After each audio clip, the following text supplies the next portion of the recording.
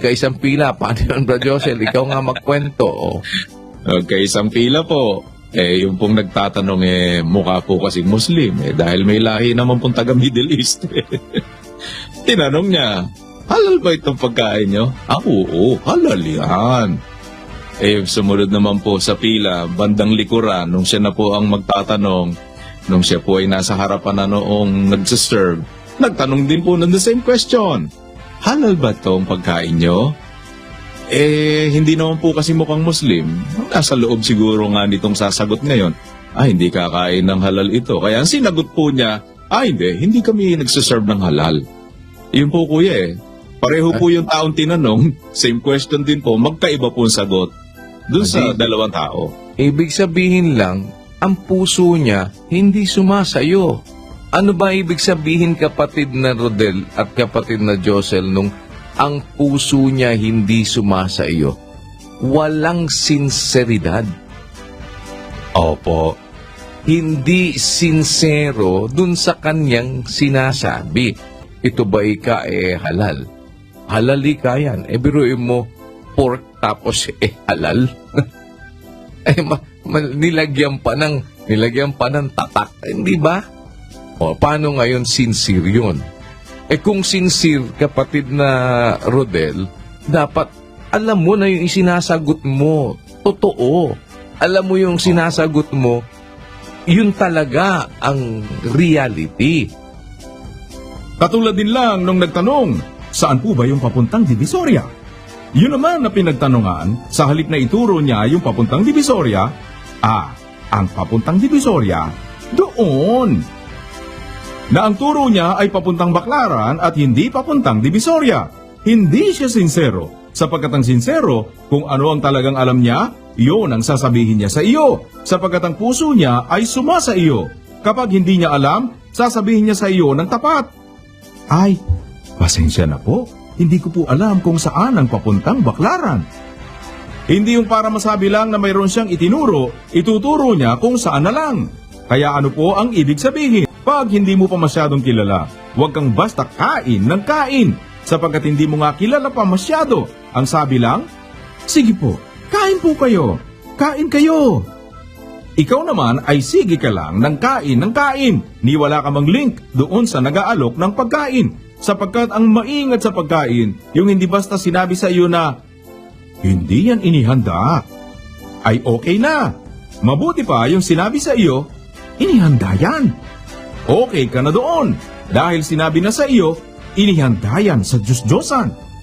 Alam mo na ang gagawin mo, ngunit yung ang sagot sa iyo, hindi yan inihanda. Teka muna, sincero ba siya in the first place? Pangalawa, alam niya ba kaya talaga ang sinasabi niya? Siya ba talaga ang right person na dapat pagtanungan doon sa sinasabi niya? At alam niya ba kung ano yung ibig sabihin ng halal? Halimbawa, kung ang itinatanong mo ay tungkol sa halal, kung hindi naman niya alam kung ano ang ibig sabihin ng halal, pagkatapos ay sasabihin niyang oo, o sabihin niyang hindi, iyon ay hindi ka panipaniwala. Halimbawa, sinabi niya, hindi po. Paano mong nasabing hindi? Alam mo nga bang hindi? Alam mo ba ang prosesong pinagdaanan? Kapag mayroon bang tatak na kosher o kaya halal ay inihain na sa Diyos-Diyosan? Dahil unang-una, kagaya ng copper wire na halal, inihain ba sa Diyos-Diyosan itong copper wire na ito dahil sa may tatak na halal? Alam mo ba ang proseso na pinagdaanan? Sa madaling salita, masasabi mong sincere ang nagsasalita kung alam niya talaga ang kanyang sinasabi at ginagawa. Sapagkat dapat ay may batayan siya na alam niya kung ano ang sinasabi niya. Ang sabi nga po ni Kuya Daniel, halimbawa ikaw, kasama kita, Brad Josel, pumunta tayo ngayon sa mga kakilala ko, kaibigan ko. Hindi ka nila kilala, no? Dahil hindi ka naman nila kilala, ako naman yung kilala nila. Nung makita nila tayo, kuya, kain kayo. May kasama ako siya. Sige po, pasok po kayo, kain ka. Alam mong may link ka, di ba, Brad Josel, May link yung nagpapakain sa'yo, kaya kanya pinapakain.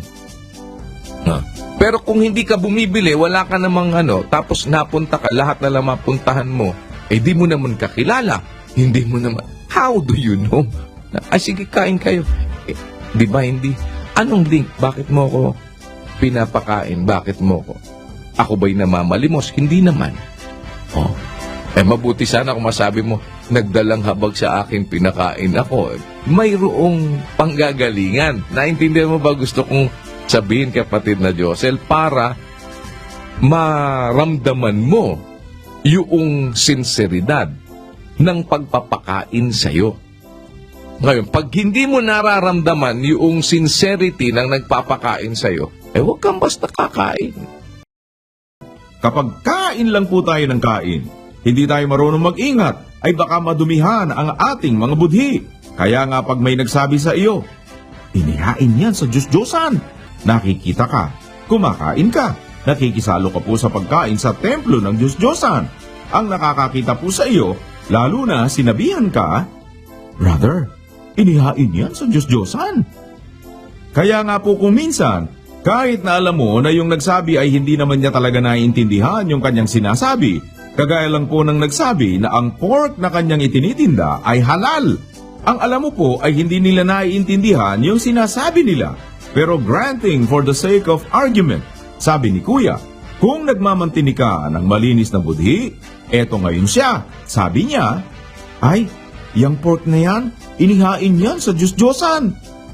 Hindi ka naman po makikipag-argue basta sa kanya.